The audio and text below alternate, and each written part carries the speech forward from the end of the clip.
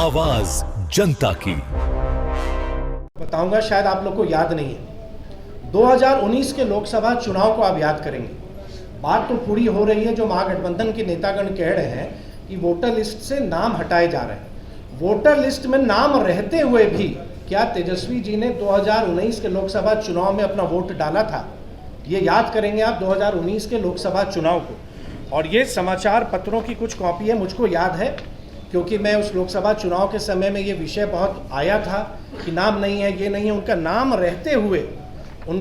रहते हुए उन्होंने अपना वोट कास्ट नहीं किया। उन्होंने जो उनका संवैधानिक अधिकार है, उस अधिकार का प्रयोग उन्होंने नहीं किया 2019 के मतदाता सूची में लोकसभा चुनाव में। नमस्कार, आप देख रहे हैं न्यूज़ पीआर। देखिए, बिहार में विधानसभा के चुनाव काफ़ी नज़दीक हैं और अब राहुल गांधी लगातार बिहार दौरे पे नज़र आ रहे हैं। आपको बता दें कि बीते दिन वो बिहार आए हैं और वोटर बचाओ अधिकार यात्रा को लेकर जो है वो बिहार आए हैं। लगातार विपक्ष जो है आरोप प्रत्यारोप लगाया जा रहा है और हम आपको सुनाएंगे। इसको लेकर नीतीश कुमार मिश्रा ने आज एक प्रेस कॉन्फ्रेंस रखा है और हम आपको सुनाएंगे कि किस तरीके से नीतीश कुमार मिश्रा ने क्या कुछ कहा है। बहुत धन्यवाद दानिश जी। आज उद्योग विभाग पर अलग से बात करेंगे। आज मुख्यतः जो SIR की जो प्रक्रिया चल रही है और उस पे जो महागठबंधन के नेतागण जिस हिसाब से लोगों को दिग्भ्रमित करने का प्रयास कर रहे हैं और जो यात्राएं निकाल रहे हैं लोगों को सिर्फ एक तरह से भ्रम फैलाने की दृष्टि से, उस पर कुछ फैक्ट्स आपके सामने साझा करने का प्रयास मैं कर रहा हूँ। मेरे हाथ में एक पत्र है चुनाव आयोग का और ये उनके साइट से निकाली गई है, जो 1 अगस्त से 14 अगस्त तक का डेटा है। और ये फिर अभी निकालेंगे, आज हम लोग जैसे 18 तारीख है तो पुनः आएगा कि ये चुनाव की जो प्रक्रिया, जो वोटर लिस्ट का जो रिवीजन का प्रक्रिया है, क्योंकि हम खुद चुनाव लड़ते हैं, 6 चुनाव मैं लड़ा हूँ विधानसभा का, तो चुनाव की जो प्रक्रिया है मैं उससे वाकिफ़ हूँ, मैं उसको मैं समझता हूँ। तो ये जो पूरी रिवीजन की कार्रवाई प्रारंभ हुई और 1 अगस्त को जब प्रारूप प्रकाशन हुआ, जो ड्राफ्ट प्रकाशन हुआ, तो ड्राफ्ट प्रकाशन में मुख्यतः हम लोग भी देखते हैं, आप सब भी वोटर कहीं ना कहीं होंगे, तो बहुत सारे नाम जो अब नहीं है, इस दुनिया में नहीं है, उनके नाम हटाए जाते हैं।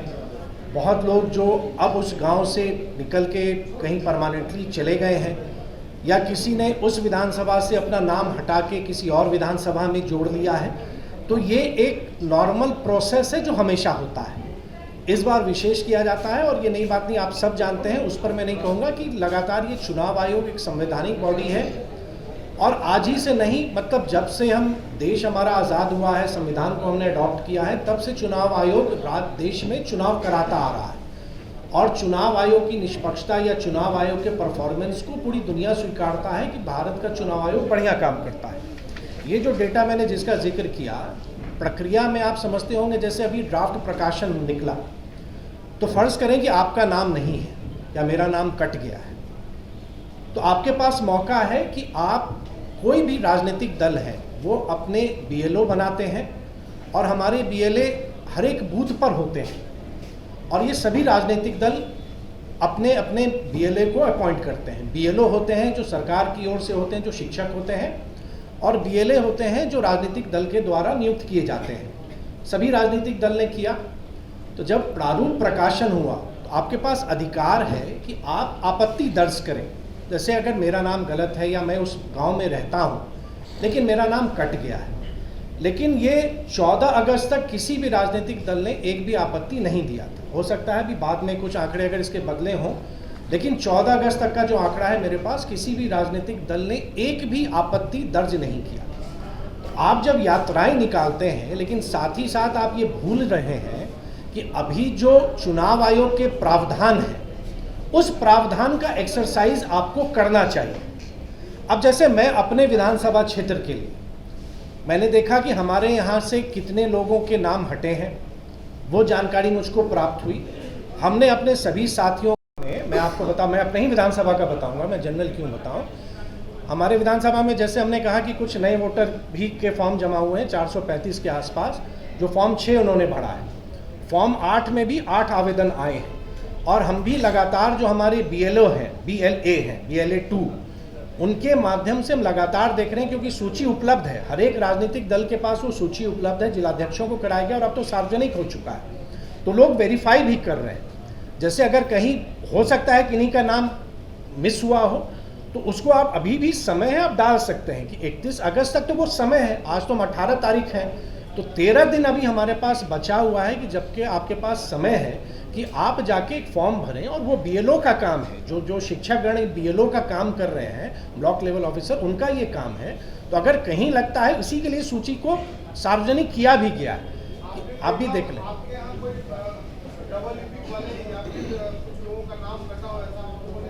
नहीं, मेरे विधानसभा क्षेत्र में देखिए 3-4 श्रेणी है जिसमें नाम हटाए गए। तो जहाँ तक मुझको लगता है, जहाँ तक मुझे याद है, हमारे विधानसभा में लगभग 7,600 के आसपास ऐसे नाम हैं जो अब इस दुनिया में नहीं है।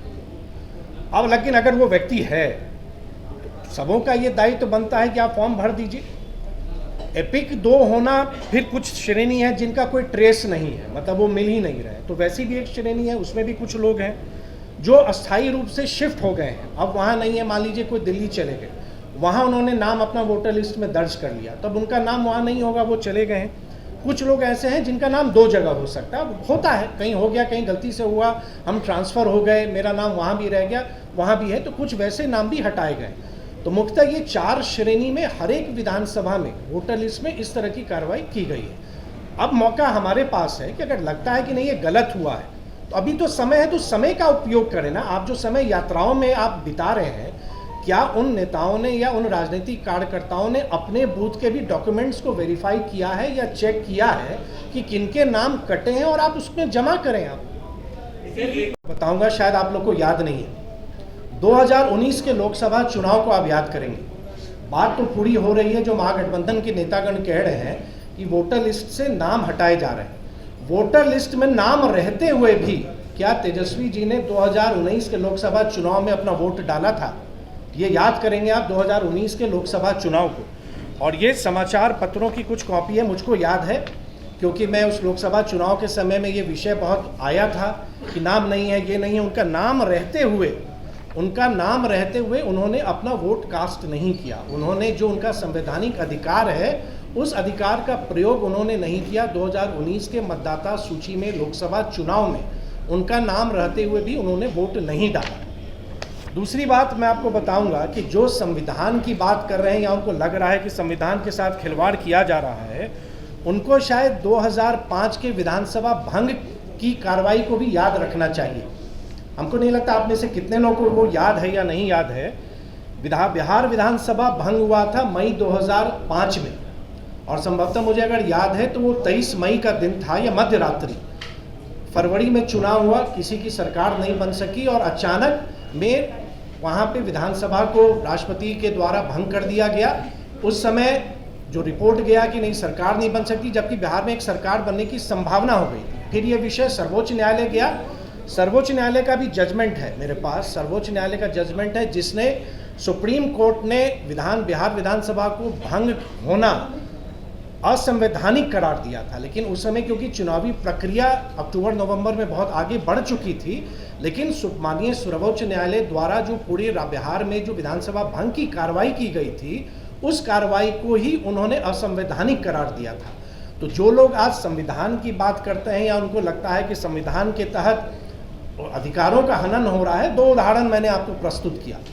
तीसरा एक उदाहरण और है आदरणीय राहुल गांधी जी का। शायद आपको याद होगा 27 सितंबर 2013 जब एक सरकार के द्वारा जब ऑर्डिनेंस को किस ढंग से उन्होंने उसको तार करके सार्वजनिक रूप से उसको फाड़ा था। तो ये लोग वैसे हैं जो लोगों के पास, इनके पास कोई फैक्ट्स नहीं है, कोई इनके पास कोई जनता के पास कहने के लिए कोई विषय नहीं है, इसलिए ये जनता को दिग्भ्रमित कर रही है। एसआईआर की प्रक्रिया पूरी पारदर्शिता के साथ चल रही है।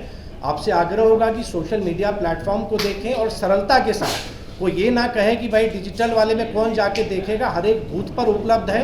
राजनीतिक कार्यकर्ता इसको लगातार देख सकते हैं, आपत्ति दर्ज कर सकते हैं, जो चुनाव आयोग के द्वारा प्रावधान है।